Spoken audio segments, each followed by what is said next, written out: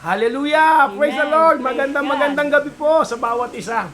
Narito muli tayo sa atin pong Cheer Up, The Word Works Program.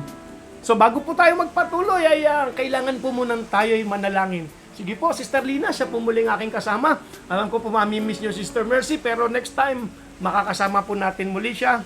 At sa ngayon ay ang aking pong partner ngayon dito ay si Sister Lina. Nga pala, no, may mga nagsasabing ilang linggo ko na raw si Sister Mercy. At makakasama po natin sila at makikita nyo muli sa susunod po nating pagtatanghal ng ating pong programang Cheer Up the Word Works program. So, Sister Lina, tayo po muna yung mag-opening prayer. Magandang gabi po sa bawat isa. Tayo po ay dumulog sa Diyos. Hallelujah! Tayo po ay manalangin. Ang manaming Diyos na makapangyarihan sa lahat, nagpupuri po kami at nagpapasalamat sa bawat oras, sa bawat pagkakataon na binibigay niyo sa amin upang ang programang ito na Cheer Up the Word Works na ay makapagpatuloy Amen. hanggang sa iyong muling pagbabalik. Panginoon, pangunahan mo po ang gawain ito sapagkat ito'y gawain mo para ang mga tao na sumaligtas ay maabot hanggang sa kanila, hanggang sa ikaw ay muling bumalik, Panginoon. Maraming salamat po. Purihin ang iyong dakilang pangalan, pasalamatan, at muli ibabalik po namin ang lahat ng papuri, parangal at pagdakila sa tunay na Diyos na may gawa ng langit at Hallelujah! lupa. Ikaw po ang maparangalan, ikaw po ang mapapurihan. Panginoon, maraming salamat po sa buhay ni Pastor, sa buhay ng bawat isa. Maging yung mga nakikinig, Amen. Panginoon.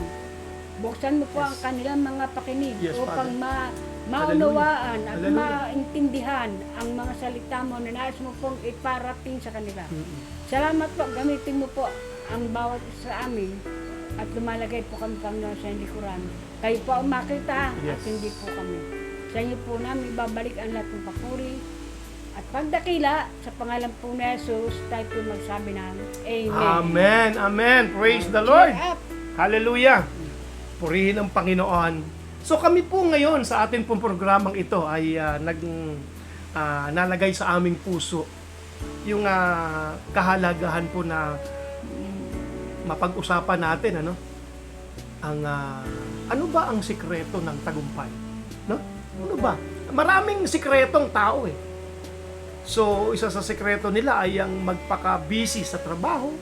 Meron ka bang mga alam diyan, sister, ma-share mo na mga sistema ng iba? Paano yung pananaw na hindi naman masama pero maaaring kulang, may ingredients na kulang, no? Kumbaga sa cake, kahit nandiyan ang lahat ng halo May kulang pa rin. at hindi mo inilagay ang pampaalsa, palpak ang mangyayari sa cake. Halimbawa, gagawa ka ng cake ng banana cake, kahit pa ilagay mo pinakamasarap na cake at haluan mo ng napakamahal na chocolate at hindi mo na ilagay ang pampaalsa, hindi yan aalsa talaga. Magiging palpak ang cake mo. So, ganun din sa ating buhay na pagsusumikap, kapag may kulang na isa, maaring hindi makuha yung pinakatamang success sa buhay. Ano pa sa tingin mo minsan ang nagagawa lang ng tao, no? Na hindi naman masama ngunit kulang. Halimbawa, gusto nilang halimbawa, yung halos hindi na matulog, puro trabaho. Ano bang mga example mong alam ka na may kakilala or what? Hindi yung taong ating initira, kundi yung mga kaparaanan. Ano ba mga kaparaanan ng iba, sister, na medyo kang alam? Halimbawa, Yung iba, nagpupunta ng abroad para gusto nila makapagpagawa ng magarang bahay. na hindi naman masama, no? Po, hindi po masama. Okay, yun ang style ng iba. Yung iba naman, Gusto po nila makabili ng sasakyan, magarang sasakyan, para meron silang nagagamit kung sila ay namamasyal. so parang yun ang success na talaga, Opo. no, sa kanila na okay po. Ako pong gusto ko 3 sasakyan. Hindi nga. Hindi nga. Gusto ko meron akong pang-personal na maliit. Meron akong panghakot na mga gamit naman. At meron akong van na pang-pamilya naman. No? Na hindi naman masama. Hindi naman masama. Sabi ng iba, ang bawa, sapatos.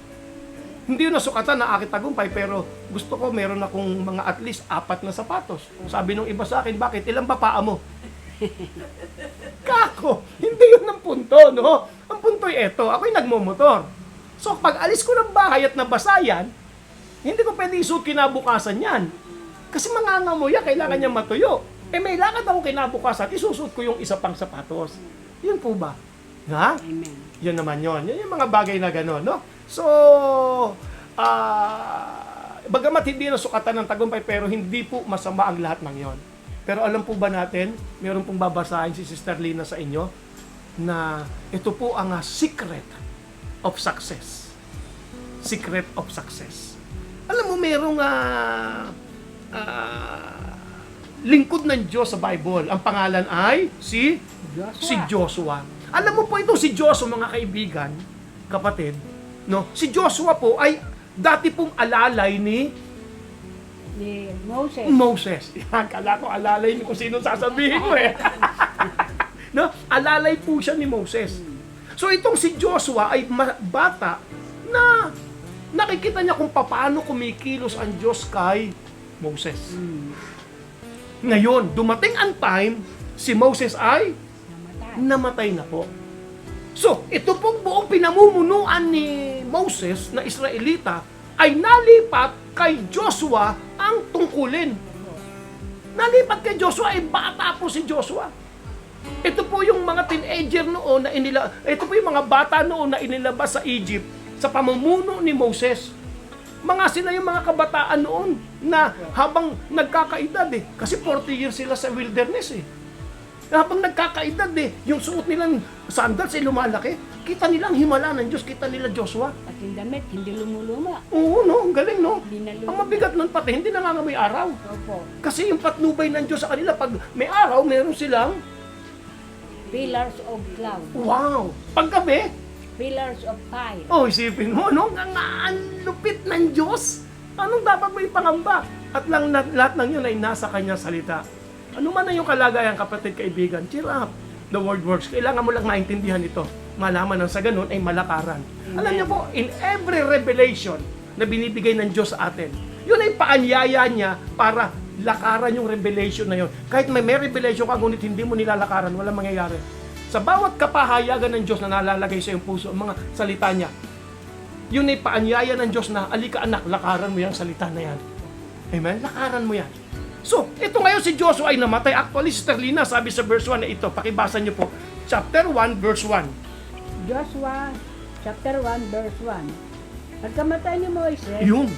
sinabi ni Yahweh kay Joshua na anak ni Nun at dating kanang kamay ni Moises, patay na ang lingkod kong si Moises, pahandain mo ang buong Israel at tumawid kayo sa ilog Jordan, patungo sa lupain ipagkakaloob ko sa inyo. So, ito po yun. Si Joshua na ang biglang naging leader. Abay, teka. So, nakita niyo po yung bigat.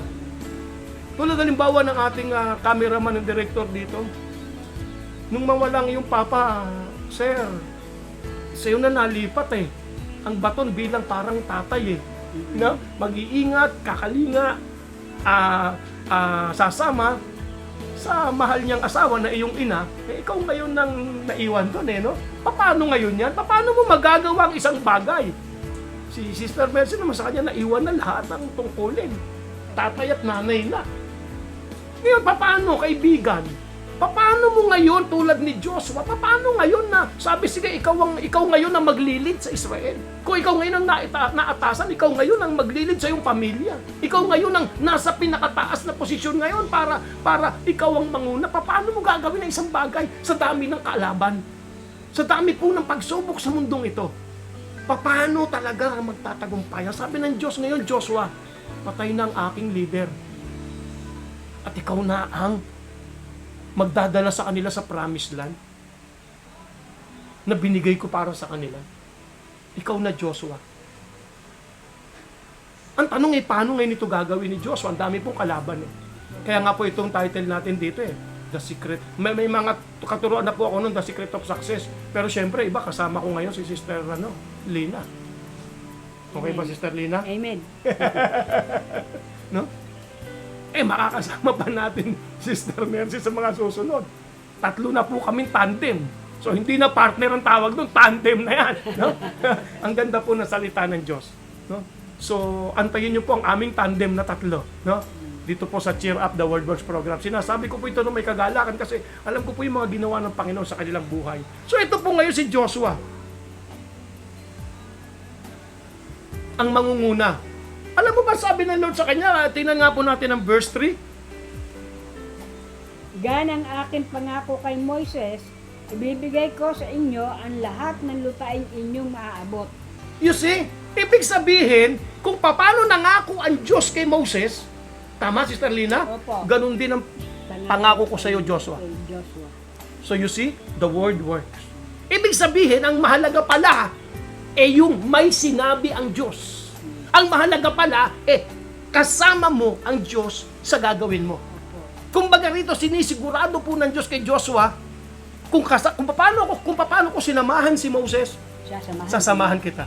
Kaibigan, sino ba ang talagang kasama mo sa buhay? Alam mo, maaaring dumating yung time na talikuran ka ng mga malalapit sa buhay mo. Amen. Yung mga mismong kamag-anak mo na ini-expect mo, sana na silang tutulong pag ikay bumagsak, maaaring hindi sila ang makatulong sa iyo. Ang Diyos ang naghahanap ng taong gagamitin niya para sa iyo. Alam mo ba sa taong ito, natitirang buwan ng 2023, ang mga taong kailangan mo ay dadali ng Diyos sa buhay mo. At ang mga taong nangangailangan sa iyo, dadaling ka rin ng Diyos sa buhay nila. Cheer up, kapatid. The word works. Walang dahilan para manghina. So ito po si Joshua, nasabihan ng gano'n ng Panginoon. Opo. Na bawat lupaing mararating nyo, ibibigay ko sa inyo. Pero, ito po ang kahiling-hilingan ng Diyos sa Kanya. Verse 6. Ito po ang kahiling-hilingan niya. Verse 6. Simulan po natin sa verse 6. This is the secret of success. Pakibasa. Verse 6, magpakatatag ka at lakasan mo ang iyong loob. Ikaw ang mamumuno sa bayan ito. You see, nadidinig mo mga inamis ang tinig ng Panginoon, kaibigan? Sa iyong pamumuno, sa iyong bagong tungkulin, sa iyong pamilya, marahil hindi ko alam, basta ikaw ang nalagay dyan. Hindi natin, alam mo, may mga panalangin, sorry po, pero hindi po effective yung Panginoon. Bigyan mo ako ng lakas. Actually, Panginoon, patatagin mo ko. Actually, nasa iyo na yun. Ikaw ang hinihingi ng Diyos na maging matatag. Kaibigan, huwag kang bibitaw. Sabi nga nung aking inaanak, si Genesis, at nung aming isa pang kasamang partner din na pastor, sabi niya, ka-faith lang. Ka-faith lang. K-A, saka faith. Ka-faith lang sa Lord. Huwag bibitaw. Sapagkat walang anumang kayang tumibag sa kinaka-faithan mo, ang faith mo sa Lord. Kaya nga, ikaw mismo kinakailangan ng sabi ng Diyos, Joshua, be strong. Ano sabi doon? Pakibasa po ulit. Verse 6. Magpakatatag ka. Kaibigan, yan ang hinihingi ng Lord sa iyo. Hindi ka niya iiwan, hindi ka niya bibitawan, pero kailangan mong magpakatatag. Anong hinaharap mo ngayon? Number 1, magpakatatag ka. Huwag mo sasabing hindi ko na kaya. Huwag mo sasabing hirap na ako. Sapagkat ang Diyos hindi nahirapang pasanin tayo. Amen? Amen. Alam natin yun, alam mo yun. Kasi ito hindi naman to part 1, hindi naman to ngayon lang, mahaba ito eh. At pagbabalik namin, 3 na kami. No? Alam niyo po, alam niyo yung Footprints in the Sand, hindi ko alam kung sino sumulat nung kanta na yun eh, o nung tula na yun eh, no? Na inawit. Sabi po nung isang tao, nasa tabing dagat siya, naglalakad siya, napansin niya sa kanyang paglalakad, apat na marka. Ibig sabihin, yung paa niya, 2, yung marka, bakas. Tapos may ano pa. Sabi niya, Panginoon, kasama kita. Alam mo, ganun no? Pag masaya, purihin ang Diyos! Kasi pinagaling niya ako. Ang tanong ko, paano kung hindi ka pa gumagaling? Hindi mo pupurihin ng Diyos. Sa bawat bagay, wag mabigat man, amen? Napakalaga ng pinupuri mo ang Diyos. Amen. Salamat sa Diyos, tinugon niya ang aking panalangin. Paano kung wala pa palang tugon, hindi ka magpapasalamat? In everything, give thanks. Amen? Amen. Yan ang tamang attitude. In everything, come on kaibigan, give thanks. Kasi hindi ka naman bibitawan. Ito ngayon nangyari sa no? sa footprints in the sand. Sabi niya, oh, apat, kasama ko, Lord. Ngayon, habang mahaba ng kanya nalalakad, umiinit, napapagod siya. Sabi niya, bakit ganun? Kung kailan pagod na ako, nawala ka ng Panginoon na. Kasi ang nakikita kong marka na lang ng dalawang marka na lang. Ibig sabihin, isa na lang ang naglalakad. Isang tao. Asan ka, Panginoon? Ba't kung kailangan kita, hirap na hirap ako eh. Saka ka nawala. Alam mo, may tinig siyang nadinig, sabi nung gumawa ng tula na yon. At ginawa nga itong awit, no? Sabi niya, anak, yung nakikita mong bakat ng paa, Hindi sa iyo yun. oo, no? Hindi sa Hindi yan sa'yo. Kanino daw? sa kanya. Akin yan! Ang sabi ng Panginoon, pasan na kita. Wow! Alam mo kasi minsan kahit pasan tayo ng Lord, may nararamdaman pa rin tayong bigat. Ang ibig sabihin doon ng Panginoon, be strong. Karga kita eh! Karga kita! Be strong, kapatid. Be strong. Yun po ang hiling ng Panginoon kay Joshua. Una, pakibasa, verse 6. Magpakatatag ka at lakasan mo ang iyong loob. Alam niyo bang hindi nagbibiro ang Diyos sapagkat ilang beses po niya yung sinabi. Basahin mo si hanggang verse 7. Simulan mo sa verse 6. Magpakatatag ka at lakasan mo ang iyong loob. Ikaw ang mamumuno sa bayan ito sa pananakop nila sa lupaing ibibigay ko sa kanila. Ayon sa aking pangako sa iyong mga ninuno. Tuloy? Ngunit dapat kang magpakatatag Oh, inuulit! at magpakatapang. Oh! Sundin mong mabuti ang kautosang ibibigay ko sa inyo, ibinigay sa inyo ng Moises. Huwag mong susuwayin ang anumang ipinagtagubilin doon. At magtatagumpay ka sa lahat mong gawain. Ano daw ang nangyari? Ilang beses sinabi, number 1, magpakatatag ka. Tapos, balikan mo napakahalaga ng word. Magpakatatag. Nang salita na sinabi niya, anumang pinangako sa, pakibasa po ulit, verse 7. Verse 7. Ngunit dapat kang magpakatatag at magpakatapang. Tapos, Sundin mong mabuti ang kautosang ibinigay sa ayun, Moises. yung mga salitang sinabi ko kay Moses. Wala pa po ang New Testament noon. Ngayon po, anumang mensaheng binigay ng Lord sa New Testament sa ating mga mananampalataya, kinakailangan nating di matatag tayo, magpakatapang, hindi yung siga, hindi yung tawag dito sa crustic or what, no? Ibig sabihin, hindi ka kayang itinagin. Sabi nga nila, ng aking dalawang kaibigan, no? Ang asang inaanak, Genesis at ni isang naming kasama si Boroko Marvin, no? Kapit lang. Kapit. Wag bibitaw, no? Tapos, sabi ng Lord, sa iyong pagpapakatatag, ipasok mo ngayon yung mga sinabi ko kay Moses, alalahanin mo. Napakahalaga po ng Word of God. Kaya nga ang atin pong programa, Cheer Up, The Word Works. In effect, be strong, be courageous. The Word Works. Amen? Kailangan po yun. Kaya patuloy po tayo eh. Kahit hindi natin madalas mai-air, may mga nagiging problema sa loading minsan, no? Pero hindi po tayo hihinto. Gagawin po natin ang pag-share ng salita ng Diyos because the Word works. By the way, meron pa akong good news, na ikabit na po kanina ang ating pong internet. Salamat sa mga tulong ng marami. Hindi man para doon hindi ako makakakilos kung wala po inyong mga tulong. God bless all of you. No? Salamat po. So sa Sunday, tingnan natin kung anong effect niyan. Kung malakas ang Okay, balik tayo. Hiling ng Diyos, bago niya sinabi na huwag mong kakalimutan at huwag mong babaliwalain ang mga sinabi ko kay Moses, bago niya sinabi yon, number 1, magpakatatag ka. Magpakatapang ka. Huwag kang susuko.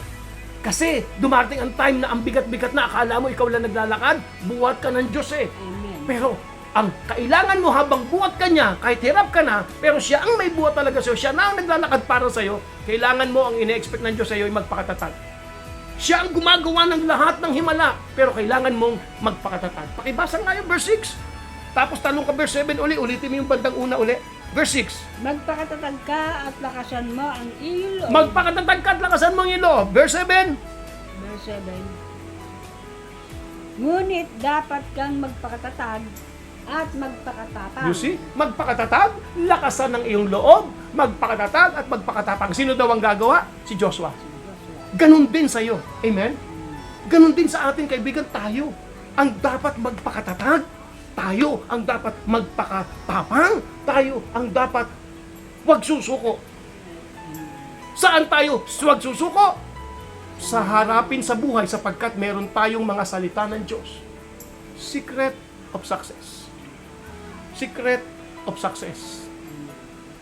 Ituloy natin ang basa sa verse 8. Huwag mong kaliligtaan, basahin ang aklat na yaon, dili-dilihin mo yon araw-gabi upang matupad mo ang lahat ng nasusulat doon. Sa gayon, giginhawa at magtatagumpay. Magtatagumpay sa lahat ng iyong gagawin. Pero meron, sino raw ang gagawa? Si Joshua. Ano daw gagawin ni Joshua? Huwag mong kaligtaan. Pakibasa po. Huwag mong. Sa next meeting po, babasahin po natin sa ibang version pa. Babalikan po natin lahat. Huwag mong kaliligtaan, Okay. basahin. Bakit huwag kakaligtaan? Kasi, bakit ibinili ng Diyos yon kay Joshua? Kasi may tendensing kaligtaan. Kalimutan. Lalo na pag yung, eto na yung laban, gusto ka agad eh. Lord, baguhin mo to. Gusto. Amen? Ang sabi ng Panginoon, sa puntong yan, matatag ka na, hindi ka bumibigay, pero wag mong kakaligtaing basahin. Ibig sabihin, kapag ito'y kinalimutan mo, hindi ito mag-e-effect talaga sa buhay mo. Kasi kinakailangan conscious ka sa Word of God. Hindi dun sa problema, hindi dun sa anxiety, hindi dun sa stress. Nandyan na yan eh. Pero, over and above ang Word of God. Amen. Everything, sabi ng ano yun, heaven and earth shall pass away, but my words shall not pass away. Lahat lilipas lang. Alam mo, parang ilog yan eh. Nakatayo ka sa ilog, sa batis, no? Dumadalo yung tubig. Lahat po ng dumadaloy na tubig, babasain ka pero lalagpas din yun.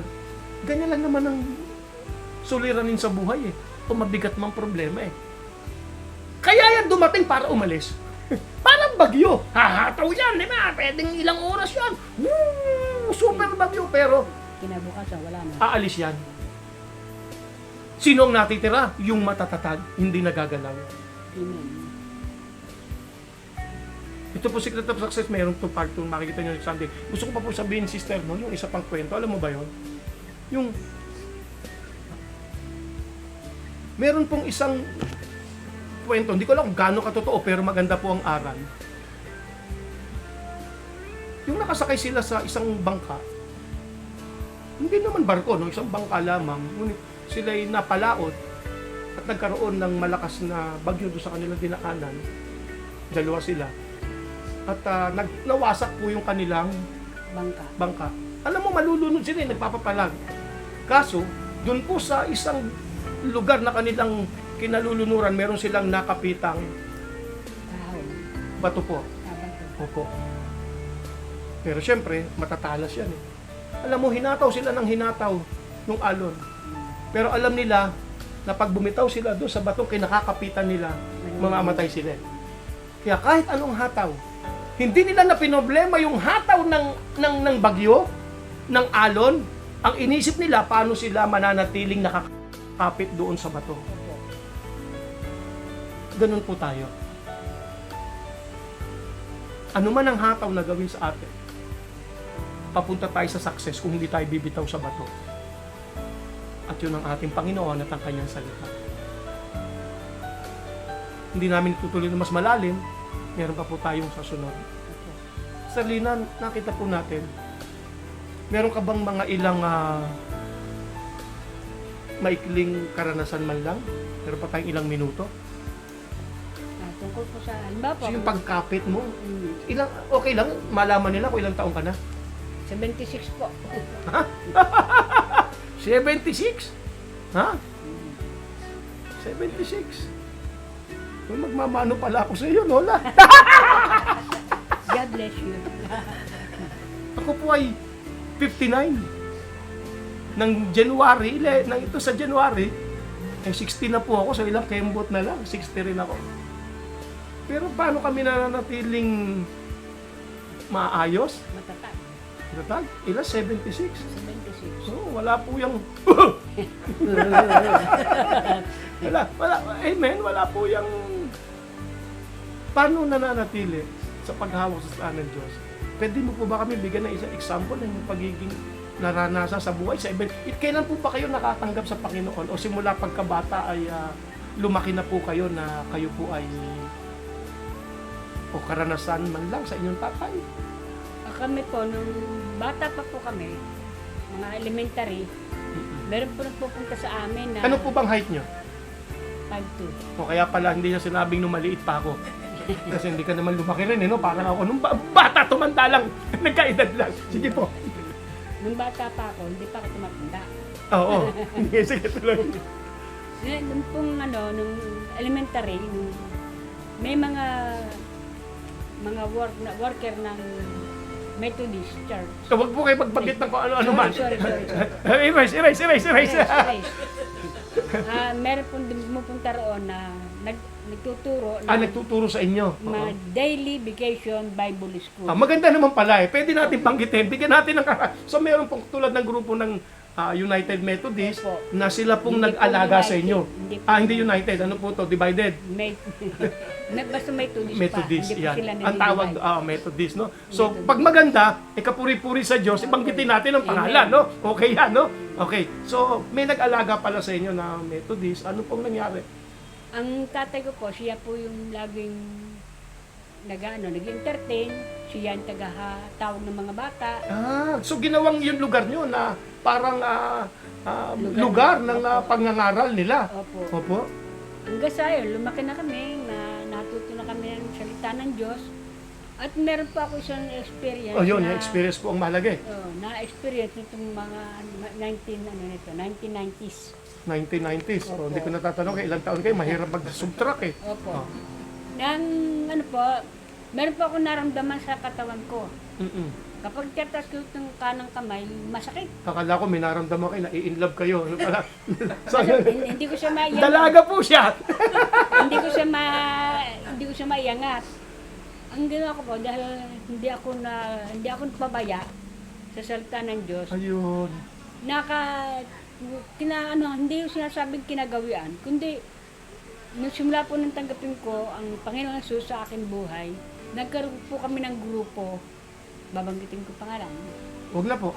Nagkaroon po kami ng grupo na every 4 o'clock in the morning, pumupunta po kami sa church. Doon po kami nagkakaroon ng prayer.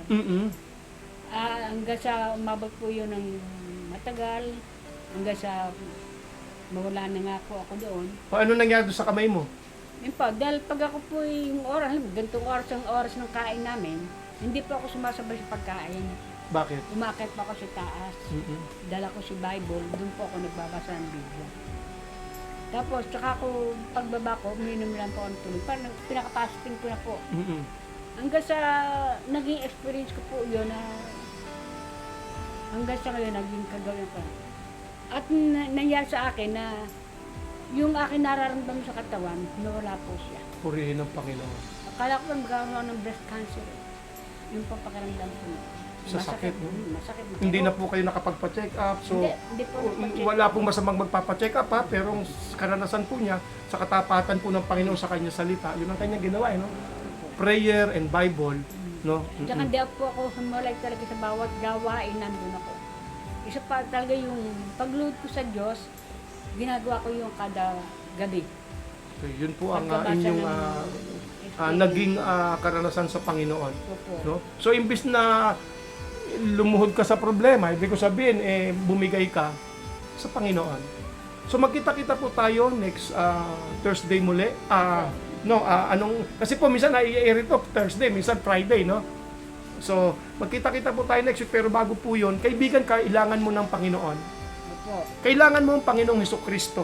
Hindi pa po natin nahimay ng gusto itong ating itong ating topic na ito na Secret of Success. Ngunit, napakaganda, no? Maganda yung may kausap, no? Tapos, naaalas ka mong ganon. Maganda po niya kay Sister Lina. No? Kala ko kanina, naramdaman niya sa puso na umibig siya. Andito po puso. Okay. So, salamat sa iyo, Sister Lina, pero nais po namin kay anyayahan sa pagtanggap sa ating Panginoong Hesukristo. Pakibasa mo nga muna, Sister Lina, ang sabi po ng Revelation chapter 3 verse 20. Pahayag chapter 3. Ang Panginoong Hesus ang nagsasalita po dito. Sabi po niya sa Pahayag chapter 3 verse 20 ay babasahin po ni Sister Lina sa inyo. Pahayag 3:20. Sinasabi po rito, hindi ko pa makita. Makikita mo rin yan, nasa porta. Yan. Okay. Pakibasa po, Sister Lina. Nakatayo ako sa labas ng pintuan at tumutuktok. Kung diringgin ninuman ang aking tinig at bubuksan ang pinto, ako'y papasok sa kanyang tahanan at magkasalo kaming kakain. Iyon po yun. Ang Panginoon ay kumakatok sa iyong puso. Kung hindi mo pa siya pinagbubuksan, nais ka naming i-lead sa panalangin ito. I will pray at susundan po ni Sister Lina. Sabay po kayo sa kanya. Babasahin ko tapos sasabihin ko po ang panalangin at matapos ko pong sabihin ang panalangin ay idadalangin mo. Nais ko pong ang bawat isa ay magsiyuko, magsipikit.